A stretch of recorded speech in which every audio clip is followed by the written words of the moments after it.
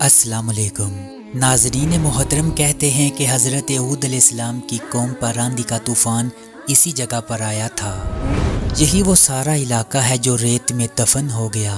اس صحرا کو ربا الحالی کہا جاتا ہے۔ یہ دنیا کا سب سے بڑا ریت کا ریگستان ہے جو سعودی عرب میں واقع ہے۔ اس کا رقبہ 5 لاکھ مربع کلومیٹر ہے۔ 1999 میں امریکی سائنسدانوں کی ایک ٹیم نے اس صحرا کو دریافت کیا تھا۔ یہی وہ شہر ہے جسے قرآن مجید میں بڑے ستونوں والا شہر ادبار کہا گیا ہے۔ حضرت ہود علیہ السلام کی قوم عرب کے قدیم قبائل سامی اقوام کے صاحب اقتدار افراد کا نام ہے۔ عرب کے قدیم باشندے یہاں سے نکل کر شام، مصر اور بابل کی طرف بڑھے اور وہاں پر طاقتور حکومتوں کی بنیاد شروع ہوئی۔ انہوں نے ان علاقوں پر 1500 برس تک حکومت کی۔ قرآن مجید میں ان کو عاد اولا کے نام سے یاد کیا گیا ہے۔ گویا عرب کی قدیم قوم سام اور عاد اولا ایک ہی قوم کے دو نام ہیں۔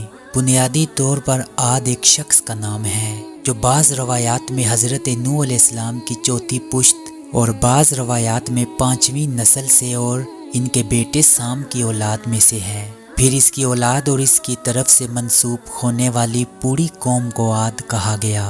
قوم عاد کا زمانہ 2000 سال قبل از مسیح مانا جاتا ہے، جبکہ اس کا وجود پہلی صدی تک رہا۔ اس کو 1000 ستون والے شہر کی قوم بھی کہا جاتا ہے۔ اس کا مرکز حضر موت کا علاقہ ہے جو یمن میں واقع ہے۔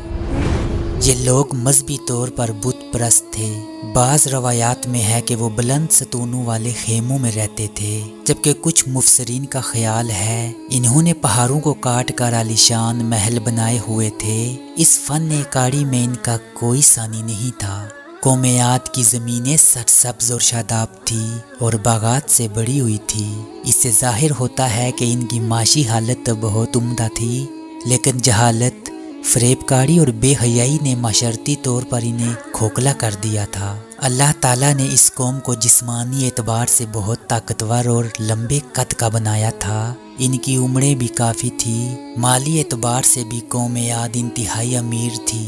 اللہ تعالیٰ نے ان کو دنیا کی ہر آسائش سے نوازا تھا۔ ندی نالوں اور خوبصورت نہروں سے انہیں مالا مال کیا تھا، مگر قوم عاد دنیا کو سب کچھ سمجھ بیٹھی اور دین کا علم حاصل کرنے کی کوشش نہیں کی، جس کا نتیجہ یہ نکلا کہ وہ اپنے کھلے دشمن شیطان اور اس کی سازشوں کو بھول چکے تھے اور شیطان نے ان کو آسانی سے گمراہ کر دیا۔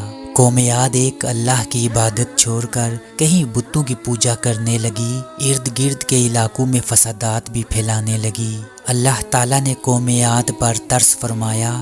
انہی میں سے ایک انسان جس کا نام ہود تھا، اس کو نبوت عطا فرما کر قوم عاد کی اصلاح کا کام سونپا۔ حضرت ہود علیہ السلام نے لوگوں کو وہی پیغام دیا جو ان سے پہلے تمام پیغمبر دیتے آئے تھے کہ اللہ ایک ہے، اس کی عبادت کرو، اور اللہ نے مجھے جو احکامات دیے ہیں ان کی پیروی کرو۔ مگر قوم عاد نے اپنی طاقت اور مال کے نشے میں ان کا انکار کیا اور حضرت ہود علیہ السلام سے کہا کہ تم کسی لحاظ سے ہم سے بہتر نہیں ہو، پھر ہم کیوں تمہاری بات مانیں؟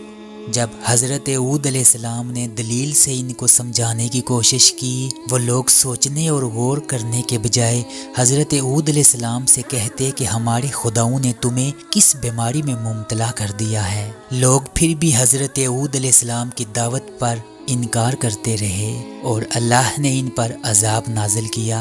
انہیں بھوک لگی، وہ سارا غلہ کھا گئے، مال مویشی کھا گئے، حتیٰ کہ حرام پر آ گئے، چوہے کھا گئے، بلیاں کھا گئی، حتیٰ کہ سانپ بھی کھا گئے، درخت گرا کر ان کے پتے کھا گئے، مگر ان کی بھوک نہ مٹی۔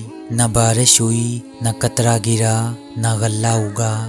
پھر تنگ آ کر ایک وفد بیت اللہ بھیجا۔ ان کا یہ دستور تھا کہ جب بھی مصیبت آتی تو وہ اوپر والے کو پکار اٹھتے، جب مصیبت دور ہو جاتی تو اپنے بتوں کو پھر سے پوجنے لگتے۔ جب بیت اللہ وفد گیا اور کہا کہ ہمارے لیے اللہ سے دعا کرو کہ بارش ہو، اللہ نے 3 بادل پیش کیے، کالا، سفید، سرخ۔ اللہ نے فرمایا ان میں سے کوئی ایک بادل کا انتخاب کرو۔ انہوں نے آپس میں مشورہ کیا، سرخ بادل میں تو ہوا ہوتی ہے، سفید بادل خالی ہوتا ہے۔ پھر فیصلہ کیا گیا کالا بادل مانگو۔ اللہ رب العزت نے فرمایا تم واپس جاؤ، میں بادل بیچتا ہوں۔ وہ خوشی خوشی واپس آئے، سبھی لوگ میدان میں جمع ہو گئے۔ بادل آیا، وہ ناچنے لگے، ان کی خوشی کی انتہا نہ رہی کہ اب بارش ہونے والی ہے۔ قحط مٹے گا، غربت ختم ہوگی، کھانے کو ملے گا، مگر انہیں کیا پتا تھا کہ وہ بارش نہیں بلکہ اللہ کا عذاب ہے۔ اللہ نے فرمایا جو تم ہود سے کہتے تھے کہ لے آ جس سے تو ہمیں ڈراتا ہے، اس بادل میں سے ایسی تند و تیز ہوا اٹھی جس نے ان سب کو اٹھا مارا، ان کے گھروں کو اڑا دیا۔ ایک ہفتے تک تیز ہوا کے طوفان اٹھے، عاد اور ان کی بستیاں تہس نہس ہو گئی۔ 7 دن تک جاری ریت کے طوفان میں سبھی لوگ ہلاک ہو گئے، صرف حضرت ہود علیہ السلام اور ان کے چند اصحاب جنہوں نے امن کی جگہ پناہ لی تھی وہ بچ گئے۔ اس واقعے کے بعد حضرت ہود علیہ السلام اور ان کے پیروکار حضر موت چلے گئے اور اپنی زندگی کے باقی ایام یہاں گزارے۔ ویڈیو کے متعلق اپنی رائے کمنٹ باکس میں ضرور دیجیے گا۔ آپ سے ہوگی ملاقات اگلی ویڈیو میں، تب تک کے لیے مجھے دیجیے گا اجازت۔ اللہ نگہبان۔